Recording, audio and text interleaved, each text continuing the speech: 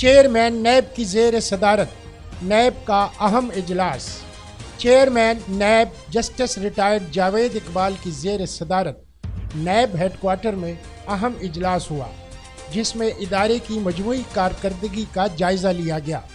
NAB اعلامیے کے مطابق ادارے کو اپنے قیام سے اب تک 4,08,421 درخواستیں موصول ہوئی ہیں، جن میں سے 14,071 درخواستوں کی جانچ پڑتال کی گئی، جبکہ 9,400 انکوائریوں اور 4,122 تحقیقات کی منظوری دی گئی۔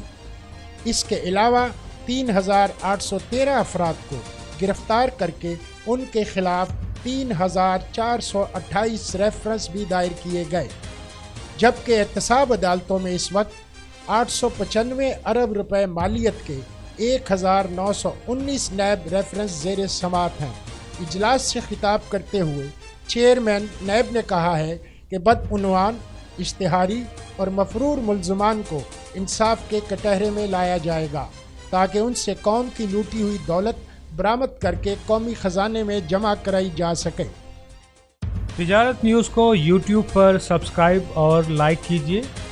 اس کے ساتھ ساتھ بیل آئیکن کو بھی لازمی کلک کیجیے تاکہ آپ تک پہنچ سکیں ہماری تمام منفرد خبریں جو آپ دیکھنا چاہتے ہیں۔